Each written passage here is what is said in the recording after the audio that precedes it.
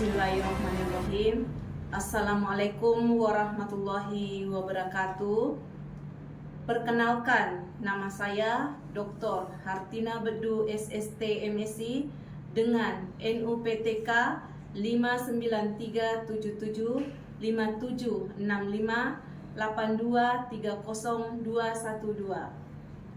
Saya adalah salah satu dosen di Politeknik Pembangunan Pertanian Goa, jurusan Peternakan, program studi Diploma 4 Penyuluhan Peternakan. Melalui kesempatan ini, saya akan memaparkan mata kuliah yang saya ampu pada program studi Diploma 4 Penyuluhan Peternakan, yaitu mata kuliah Manajemen Agribisnis. Mata kuliah ini berada pada semester 3 dengan bobot sebanyak 2 SKS teori.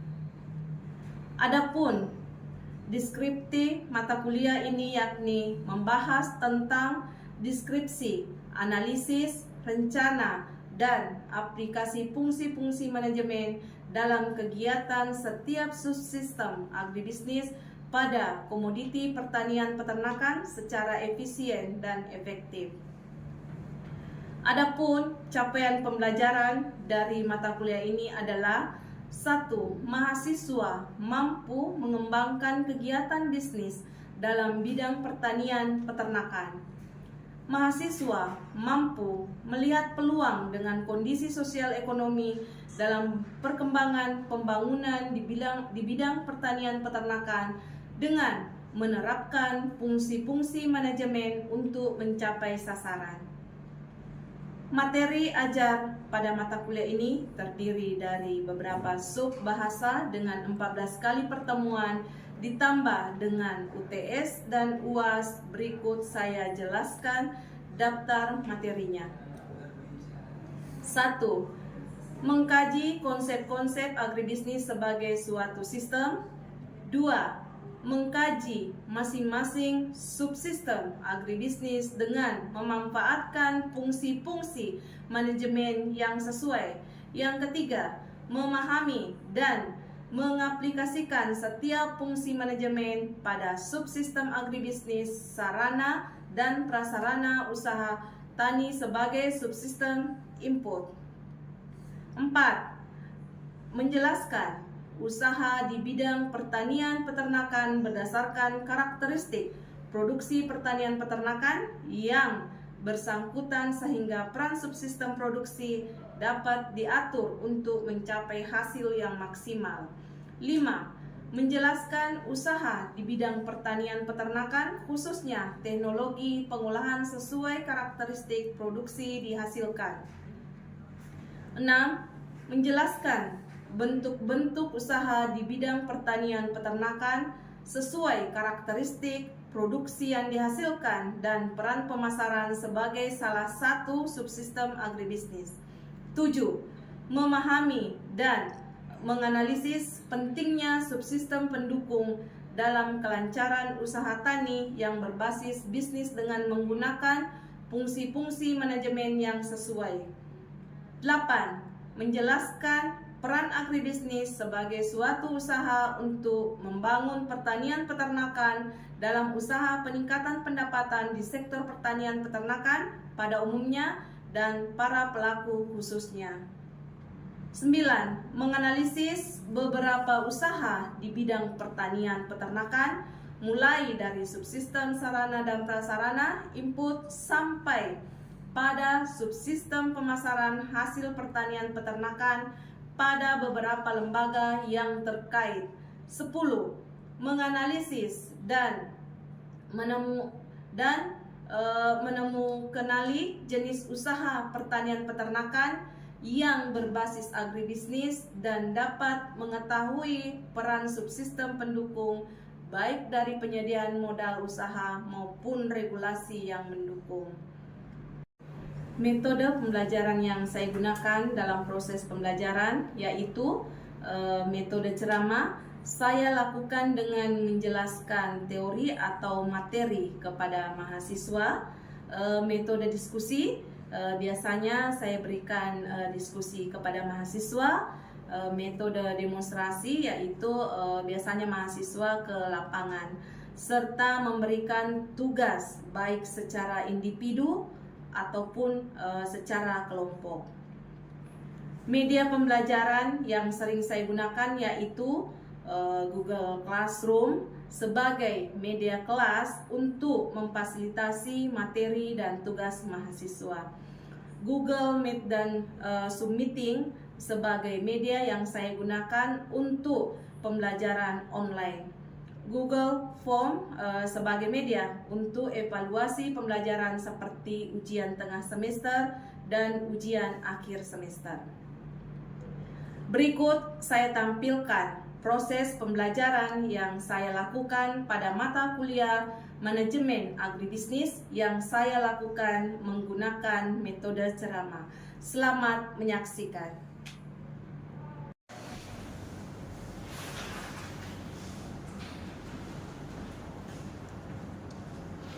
Duduk siap, gerak.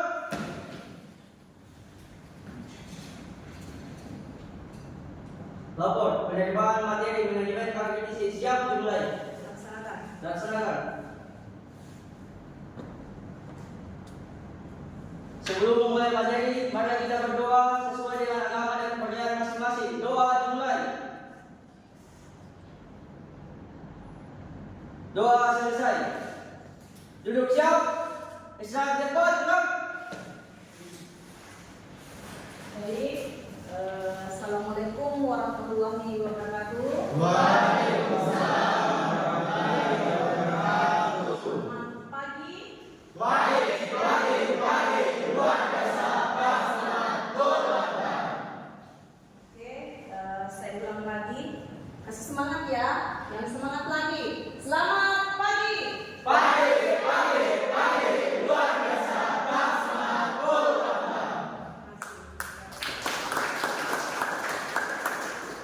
Alhamdulillah, bagaimana pagi hari ini? Sehat semua? Sehat. Nah, sebagaimana pertemuan kita yang sesudahnya, jadi pertemuan kali ini juga yaitu membahas tentang proses usaha penjualan. Nah, saya ingin absen dulu sebelum masuk di materi. Baik, ketua kelas ada hadir semua atau ada yang berhalangan? Ada satu orang saja, atas nama Muhammad Rafli. Rafli ya. Sakit karena Karena demam. ada sekarang di Asam. di asam. Sudah diminta nama Pak? Sudah diminta dan dibeli. Oke, ada satu orang yang berhalangan ya. Semoga yang sakit ini nanti minggu depan bisa memasuki perkuliahan lagi ya. Amin. Oke, 12, makasih atas laporannya. Baik, jadi sesuai pertemuan kita pada pagi hari ini yaitu mengenai manajemen agribisnis, di mana kita akan membahas yaitu proses penjualan. Karena adik-adik kan ini sudah pertemuan ketiga, tentunya sudah tahu siapa saya. Siapa saya kan? Masih ingat? Masih. Siapa? Oke, makasih ya. Jadi sudah kenal saya semua. Nanti kalau biar selesai pertemuan kita ketemu di luar, entah di mall, di jalan, sudah kenal saya kan?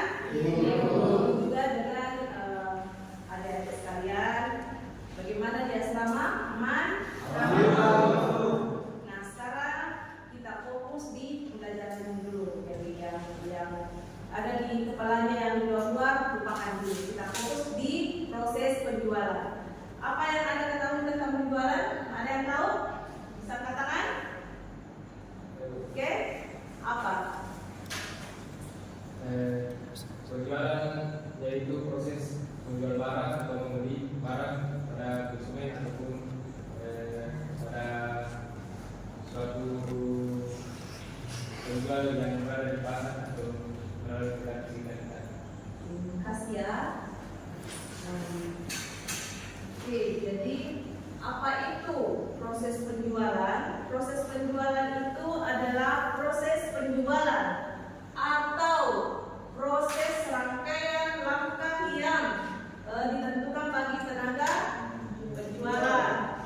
Ya, jadi untuk langkah penjualan, permintaan pelanggan melalui saluran penjualan menghasilkan penjualan. Nah, identifikasi usaha itu ada 3, seperti usaha mikro. Kalau mikro seperti apa? Ya, skala kecil. Kalau menengah?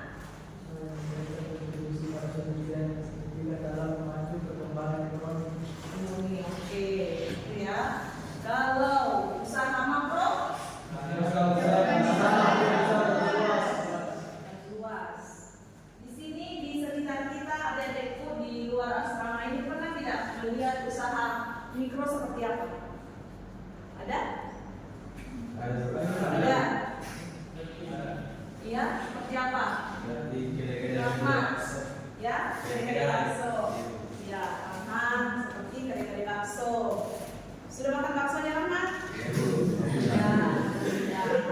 Oke, kalau menengah seperti apa? UMKM seperti yang teman kalian pelatihan ada kasus apa? Nah, kalau makro yang besar.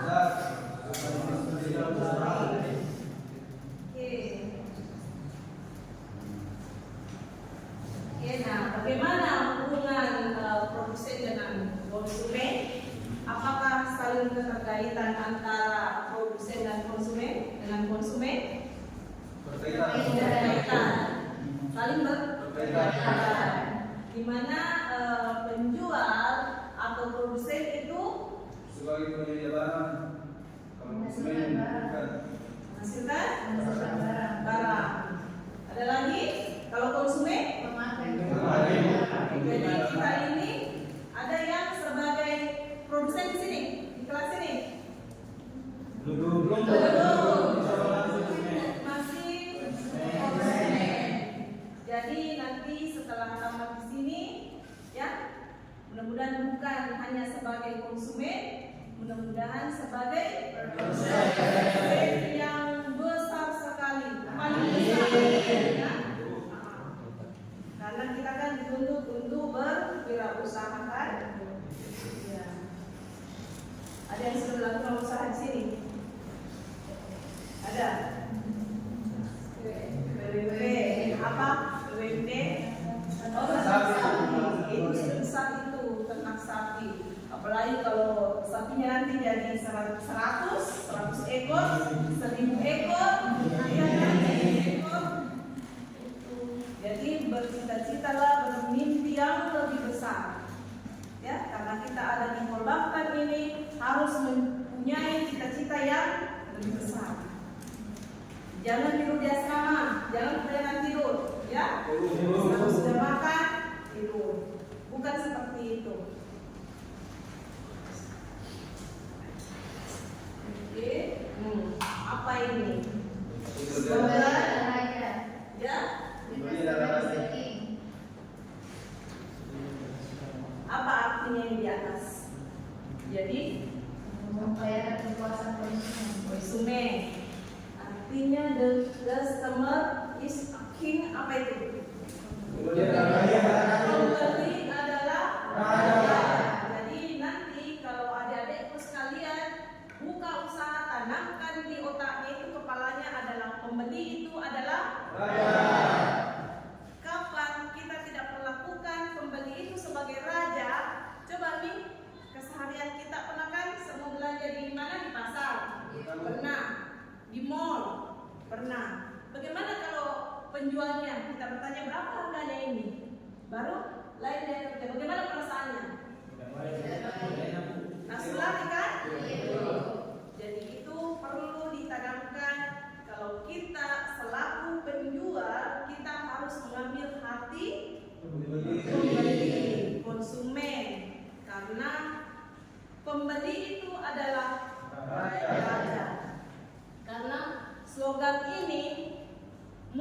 adik-adik di sini belum lahir sudah ada slogan ini.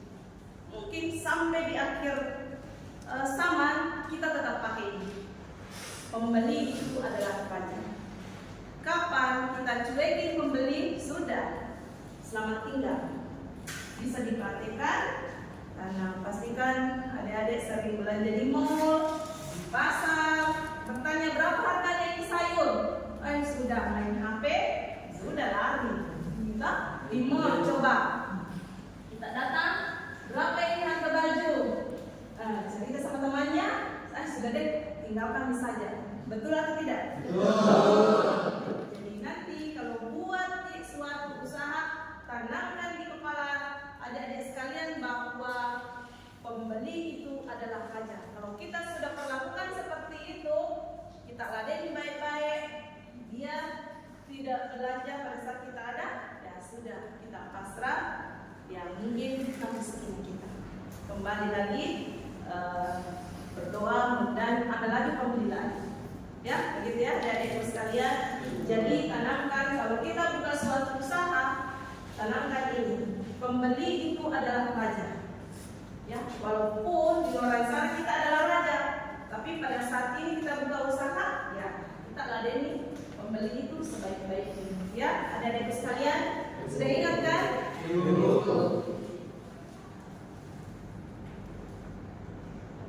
Oke. Jadi jenis-jenis penjualan itu ada trade selling, di mana produsen, pedagang mempersilahkan pengecer untuk berusaha memperbaiki distributor produk-produk. Hal ini melibatkan para penyalur dengan kegiatan promosi, peragaan, persediaan dan produk baru. Oke. Selling itu merupakan penjualan berusaha ditingkatkan dengan mendorong membeli barang-barangnya. Kalau ini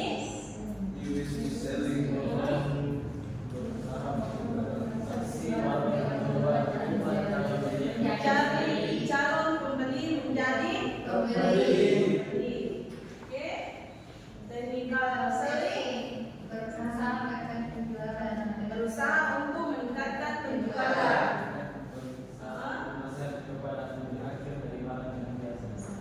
Oke. Responsive selling apa itu? Memberikan reaksi kepada Pembeli. Jadi yang tadi itu pembeli adalah raja. Jadi tanamkan ya dek, dimanapun nanti kita berusaha, jadikan itu pembeli adalah raja. Nah, baik pada pagi hari ini, siapa tahu ada yang masih bergejolak di dalam hati, ada yang mau ditanyakan. Baik, silahkan. Siapa namanya? Perkenalkan, nama saya Fatma Megasari di Pasar 5032124. Pertanyaan saya itu bagaimana cara mengukur keberhasilan pemasaran? Bagaimana cara mengukur keberhasilan pemasaran? Bagus sekali pertanyaan. Pertanyaannya Pak Tur, ada yang bisa jawab? Ada? Sebelum saya jawab, ada yang bisa jawab apa intinya? Ya? Apa? Apa? Tahu? Ada yang tahu apa? Rahmat? Apa kira-kira? Kurang tahu. Oke. Baik, saya akan mencoba menjawab pertanyaan Pak Rahman, yaitu bagaimana untuk menjaga stabilitas jual beli ya, jual beli di tengah fluktuasi pasar global, di mana pelaku usaha perlu melakukan diversifikasi peduli, di mana peduli dan pasar memanfaatkan teknologi, itu salah satunya memanfaatkan teknologi digital serta cepat beradaptasi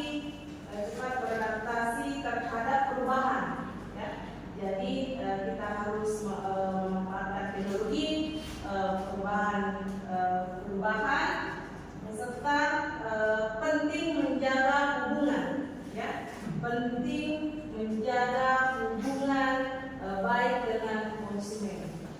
Jadi itu ada ibu sekalian, namanya konsumen kita harus jaga betul-betul, kita harus ladeni betul-betul bagaimana kita memperlakukan konsumen kita supaya tertarik apa yang kita jual bisa dia beli, ya, begitu. Ya Rahmat, bagaimana? Fatur, bagaimana Fatur? Ya, sudah tahu. Sudah, Fatur. Baik, masih ada? Ya. Seperti sebelumnya perkenalkan, nama saya Muhammad Ali Rian, ini 0503212441. Berdasarkan apa yang dibahas tadi tentang penjualan, seperti yang diketahui sekarang itu banyak faktor yang mempengaruhi nilai harga. Salah satunya itu konflik. Nah, otomatis dengan terjadinya konflik, harga pasar akan meningkat atau tidak stabil.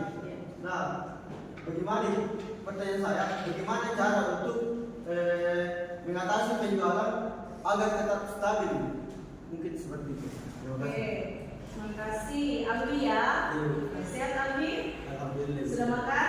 Alhamdulillah. Sudah sarapan pagi ya? Semua sudah sarapan kan? Alhamdulillah. Oke, ada yang bisa jawab pertanyaan Alwi? Apa kira-kira? Apa? Ya? Ayo, apa? Rahmat, kira-kira apa? Terjadi apa? Coba. Apa kira-kira? Kira-kira ya. Baik, saya akan menjawab pertanyaan dari Mama Alwi Rian mengenai bagaimana cara mengatasi permasalahan jual beli. Ya. Yang pertama yaitu mengikuti arus jual beli yang terjadi sekarang. Ya. Lagi? Menjaga kesetaraan antara penjual dan pembeli. Dan seperti yang dikatakan tadi, pembeli adalah raja. Ya. Yang ketiga,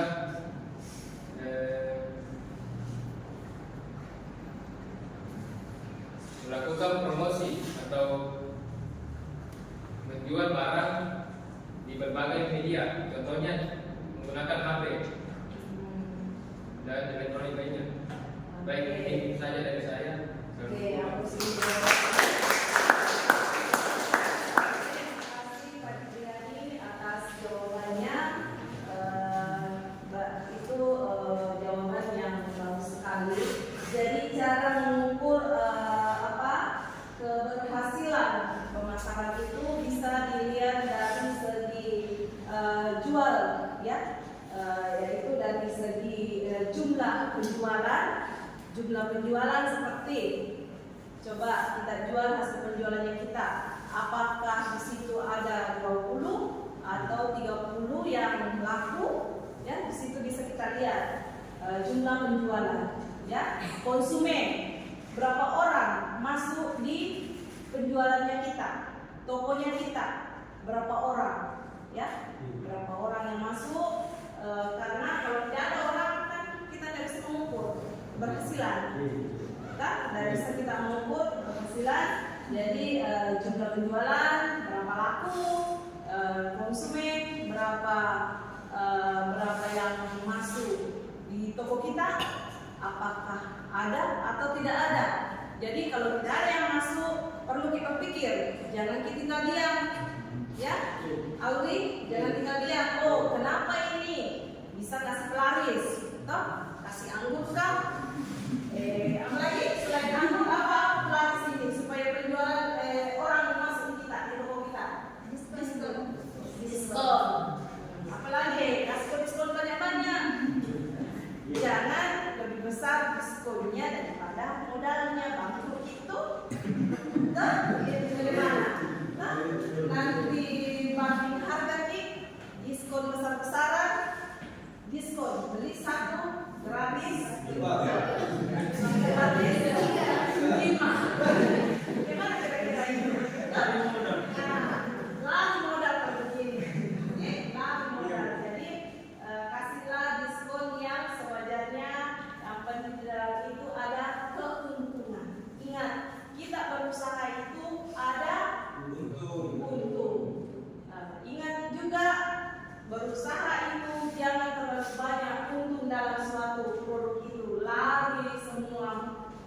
konsumen, pembeli, Pak. Karena pembeli itu pintar mensandingkan itu harga, ya.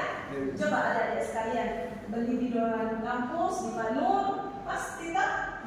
Oh iya, beli di Resi sana, beli di sana lagi, pastikan seterusnya dibandingkan. Jadi pintar-pintarlah untuk mencari keuntungan. Untuk jangan beli banyak sekali. Tapi penjualan itu kita kan menjual mau cari jangan buntung.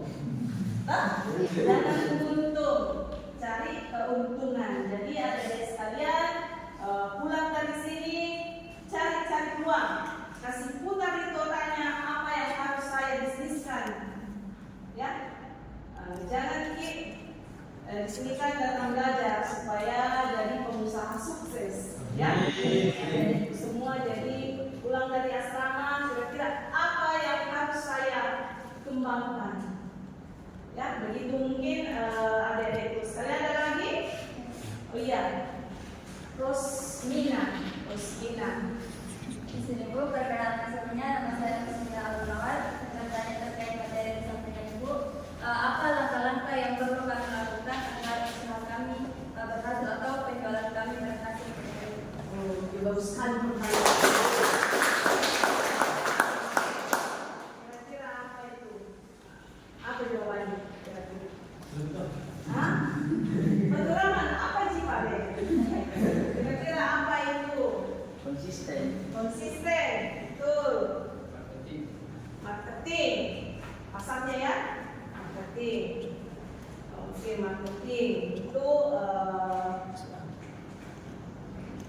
mungkin bisa mengenal target pasar.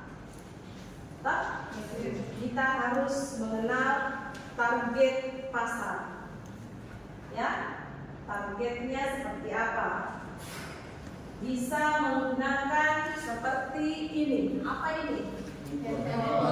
Dalam handphone ini apa? Jadi sekarang bukan cuma game ini, banyak keuntungan di sini. Ya, kalau kita pintar menggunakan ini barang, banyak untungnya di sini. Media sosial, ya, media sosial. Jangan cuma ini dipakai untuk main game, ya. Habis kuliah dari sini ke asrama buka lagi untuk main game. Ketiga apa kira-kira? Promosi dan apa?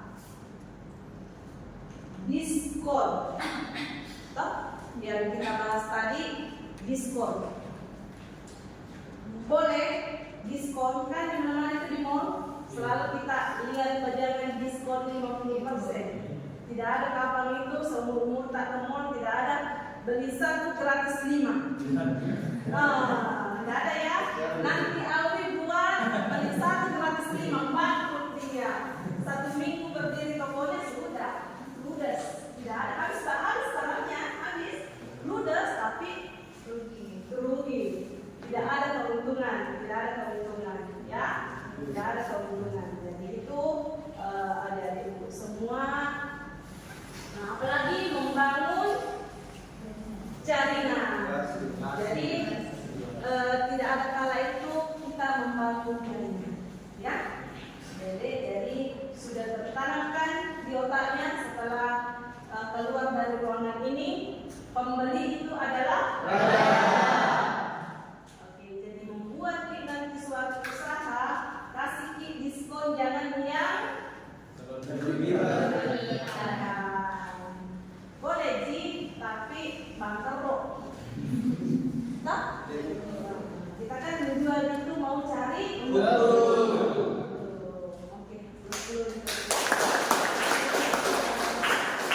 terima kasih adik-adikku semua sudah bersedia mengikuti pembelajaran. Jaga kesehatan, jangan lupa selalu memberi kabar ke orang tuanya ya, karena kan kita ini tinggal di asrama. Setelah sholat yang bagi umat Islam, setelah itu melaksanakan sholat, kabari orang tua, bagaimana keadaannya di asrama, jangan selalu sedikit uang ya.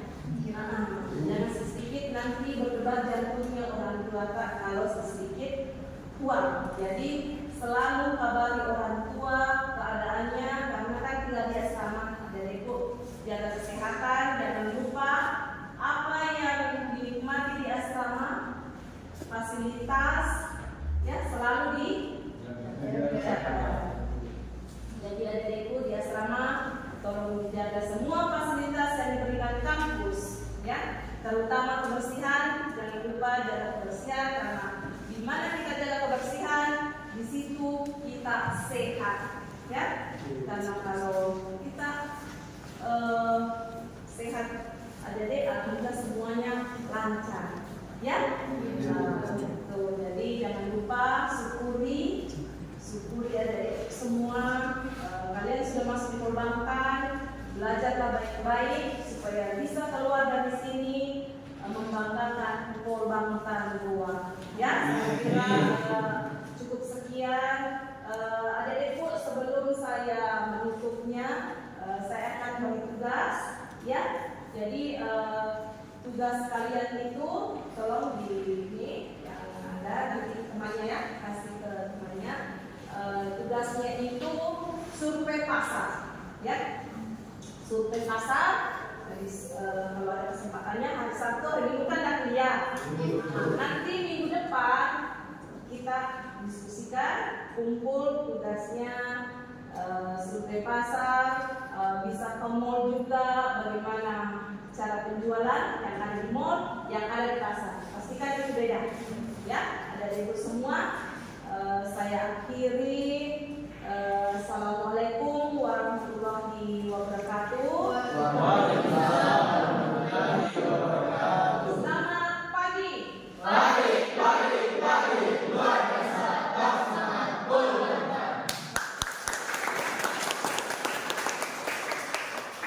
Saya akhiri. Assalamualaikum warahmatullahi wabarakatuh.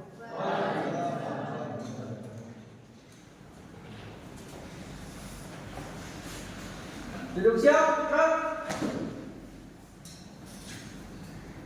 Penerimaan materi manajemen akademisi setelah dilaksanakan laporan selesai.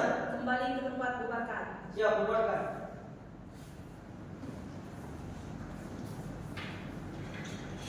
Islam di depan, Prof.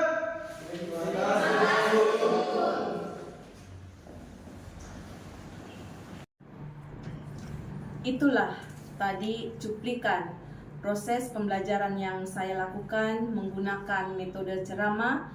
Semoga memberikan manfaat untuk kita semua, khususnya para mahasiswa. Semoga mampu menjadi next entrepreneurship generation. Saya juga mohon maaf yang sebesar-besarnya apabila ada tutur kata maupun tindakan yang kurang berkenan selama pembelajaran ini berlangsung. Pesan saya, mari kita terbuka dengan hal-hal yang baru, kita amati, tiru, dan modifikasi sehingga dapat menghasilkan sebuah novelty, memberikan dampak positif untuk bangsa Indonesia serta mampu bersaing di tataran global. Saya atas nama Dr. Hartina Bedu SST MSI, dosen Politeknik Pembangunan Pertanian Goa, jurusan Peternakan, Program Studi Diploma 4 Penyuluhan Peternakan. Pamit undur diri dan terima kasih atas perhatiannya. Wassalamualaikum warahmatullahi wabarakatuh.